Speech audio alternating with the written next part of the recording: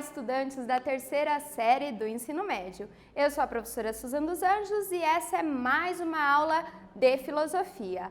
Hoje faremos um nivelamento, uma aula aí relembrando alguns conceitos, algumas ideias importantes sobre ciência na modernidade e também na pós-modernidade. Vamos relembrar alguns autores, filósofos importantes dentro desses períodos. Vamos lá?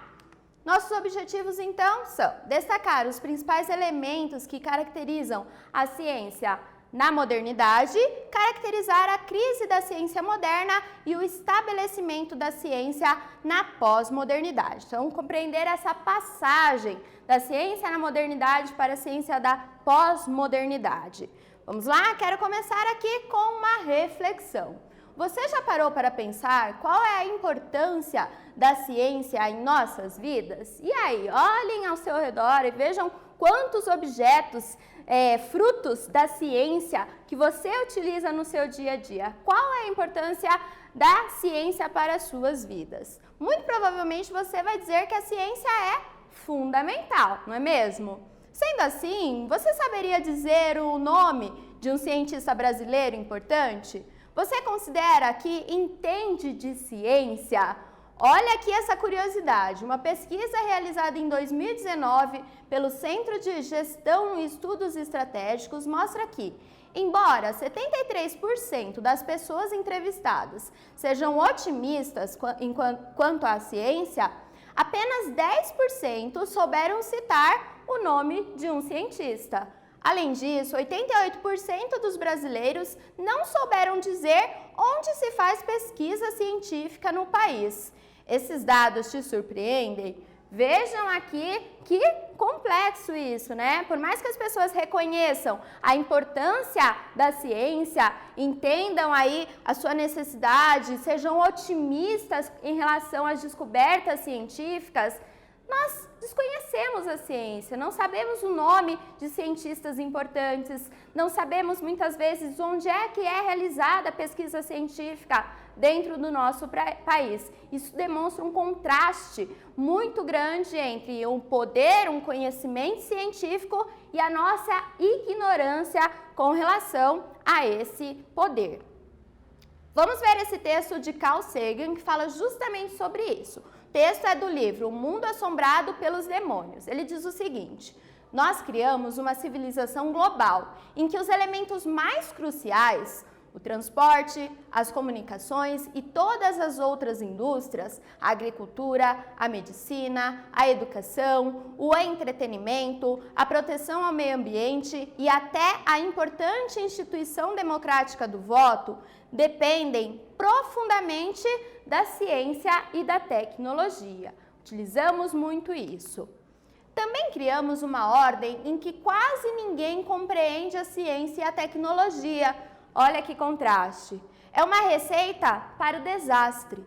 Podemos escapar ilesos por algum tempo, porém, mais cedo ou mais tarde, essa mistura inflamável de ignorância e poder vai explodir na nossa cara. Polêmico, né? Então, Carl Sagan, nesse livro O Mundo Assombrado pelos Demônios, está falando justamente desse contraste, dessa ambiguidade, né? Conhecemos, aí temos domínio científico nas nossas mãos, temos o poder científico que já nos levou a grandes obras, ao grande desenvolvimento dos seres humanos. No entanto, somos ignorantes com relação à ciência. Isso é uma dupla, é uma combinação muito perigosa de acordo com Sagan. Vamos ver essa atividade aqui justamente sobre esse texto para pensar o que vocês acham disso, né? O que Carl Sagan quer dizer quando afirma que, mais cedo ou mais tarde, essa mistura inflamável de ignorância e poder em relação à ciência vai explodir na nossa cara? Você concorda com essa ideia? Justifique a sua resposta. Então, você concorda que essa combinação entre o poder e a ignorância é uma combinação bastante perigosa? Por quê? Justifique aí a sua resposta, pense sobre isso, escreva no seu caderno e daqui a pouquinho a gente volta com uma sugestão de resposta.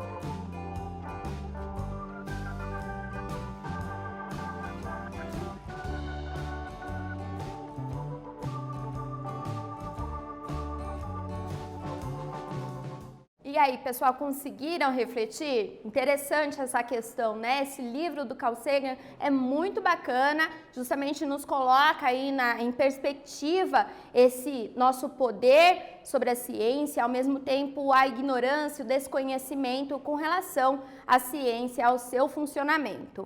Então, como sugestão de resposta, eu tenho aqui.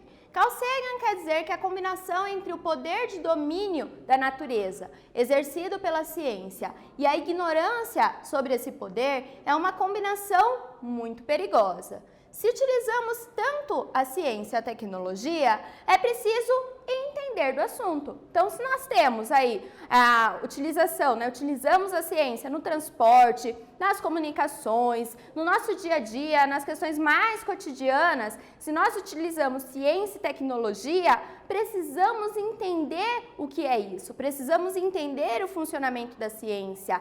Não podemos mais deixar esse entendimento nas mãos de um pequeno grupo, de um seleto grupo. Nós precisamos nos empoderar disso, é por isso que nós temos aula de filosofia da ciência, para pensar sobre essas questões. E pensar sobre essas questões nos leva a refletir também sobre a história da ciência, o desenvolvimento da ciência, começando lá com a ciência na modernidade. Então, ciência e filosofia, até a modernidade, final do século XVI, início do século XVII, eram consideradas as mesmas formas de conhecimento, eram consideradas as mesmas coisas. Ciência e filosofia não havia nenhuma diferenciação entre esses tipos de conhecimento, já que ambos partiam da curiosidade e do espanto diante do desconhecido. No entanto, ali entre meados do século XVI e século XVII, o que aconteceu? Uma transformação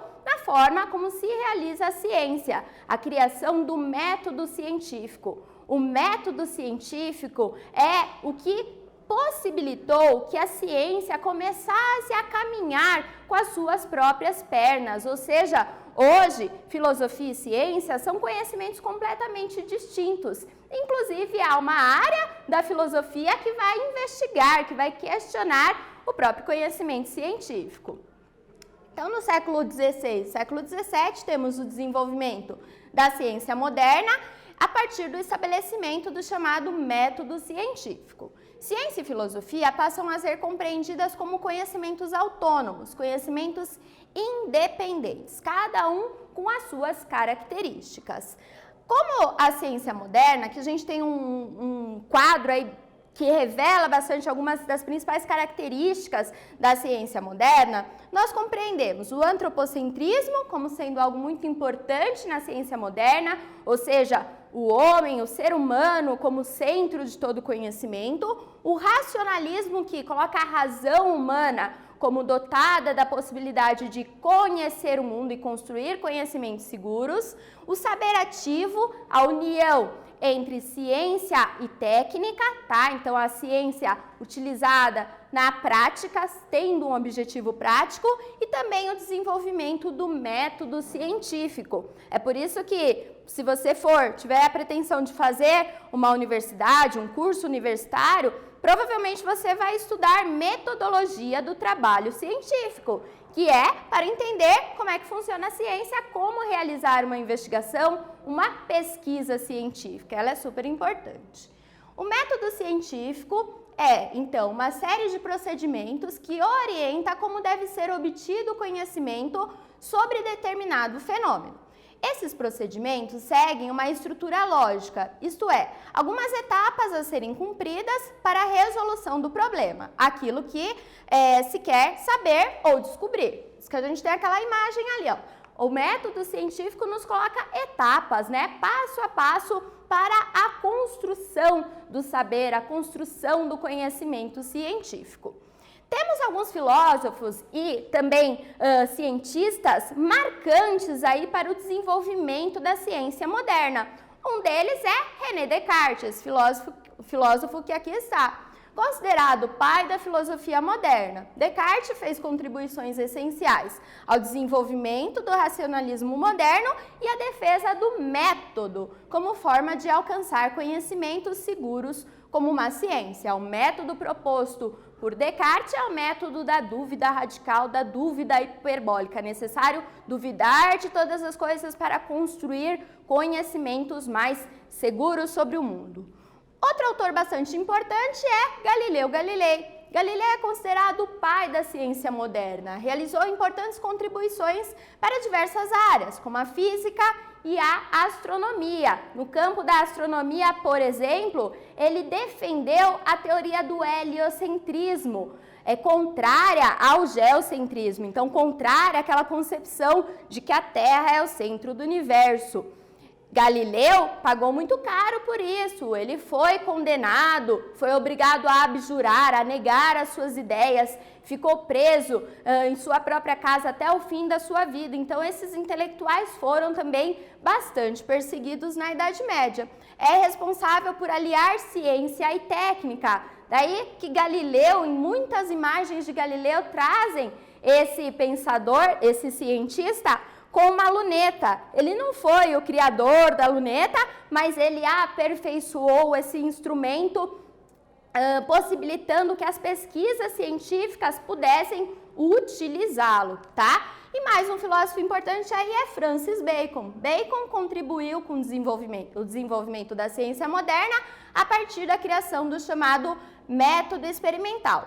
É dele a ideia de que saber é poder. Quando ele diz isso, ele está afirmando justamente a importância de dominar a natureza. Nós somos os únicos animais capazes de dominar a natureza a nosso favor. Esse domínio, esse poder de dominar a natureza é também bastante ambíguo. Isso pode nos levar a grandes progressos, mas também a sérios problemas. Vejam aqui, então, algumas etapas do chamado método experimental proposto por Francis Bacon. Partimos da observação, ou seja, pensamos um problema, fazemos perguntas, tentamos formular hipóteses para responder a um problema, fazemos experimentações, os experimentos, daí o nome do método, método experimental, analisamos os resultados desse experimento para chegar até uma conclusão. Então, essa metodologia de trabalho científico formulada por Francis Bacon é utilizada até hoje nas pesquisas que se utilizam do método experimental. Vamos pensar aqui uma questão sobre tudo que a gente viu até agora com relação à ciência moderna. Quais são as principais características da ciência moderna? Descreva-as. Lembrem daquele quadro, daquele esquema que a professora trouxe. Descreva cada uma daquelas características e daqui a pouquinho a gente volta com a correção.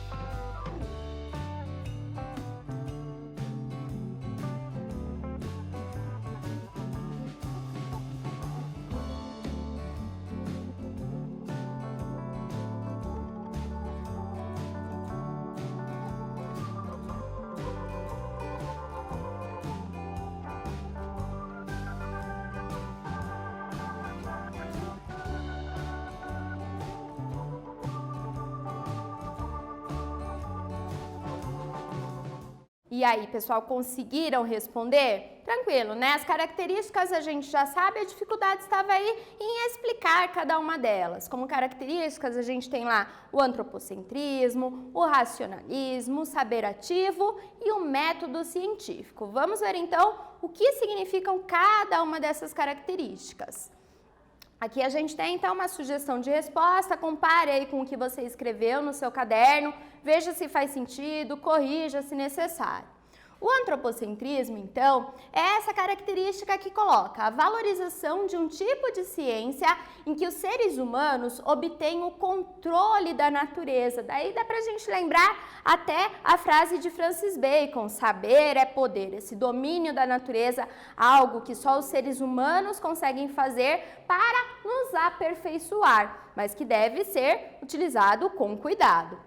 O racionalismo, a exaltação da razão como central no processo do conhecimento, pai do racionalismo moderno é o René Descartes, que vai dizer, né, se eu duvido, eu penso, se eu penso, eu existo. Então, a minha própria existência se deve ao fato de que eu sou uma coisa pensante.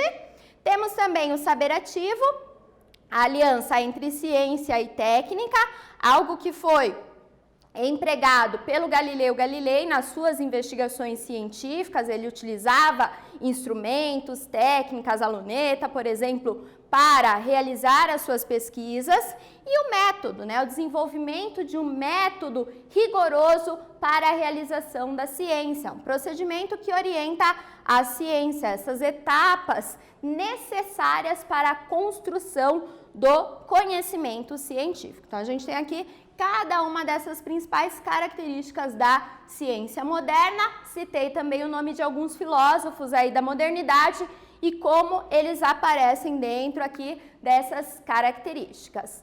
Vamos seguindo aqui então agora para pensar a ciência na pós-modernidade. Espera aí, falamos da ciência moderna e agora vamos pensar a pós-modernidade, ou seja, aquilo que vem depois da modernidade. O que acontece aí nesse meio do caminho, né? O que acontece, que marco é esse que transforma a modernidade para a pós-modernidade? O desenvolvimento científico foi significativo até o século XIX. No entanto, algumas novidades golpearam rudemente as concepções clássicas, originando o que chamamos de crise da ciência moderna. As transformações nos principais paradigmas científicos da modernidade é o que acabaram levando a essa crise. E que paradigmas são esses? Primeiro, a noção de que há geometrias não euclidianas, tá? Então, Euclides não mais, ele sendo assim investigado, né, as teorias de Euclides sendo compreendidas como não mais dominando toda a questão da geometria, tá? Não que a geometria euclidiana tenha sido abandonada, mas ela já não funciona mais para resolver todos os problemas. Então, é necessário formular novos paradigmas, novas ideias, né, teorias científicas. E a física não newtoniana. Então, são dois paradigmas aí quebrados e que colocam em crise a ciência moderna. Peraí, então o método não funcionou muito bem, ele não resolve todas as coisas. Precisamos estabelecer novos fundamentos para a realização do conhecimento científico.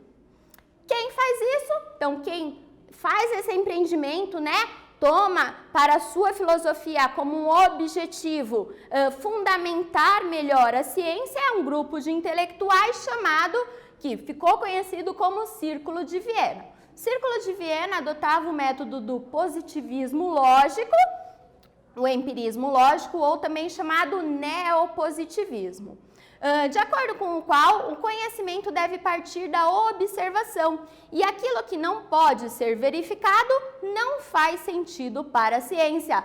Ali a gente tem alguns desses intelectuais, então esses filósofos da ciência como Schiller, Carnap, que investigaram e tentaram formular novos fundamentos para o conhecimento científico, propondo o critério da verificabilidade. Aquilo que não pode ser verificado não faz sentido para a ciência. Então, essa busca na pós-modernidade de estabelecer um fundamento, novos fundamentos para o conhecimento científico.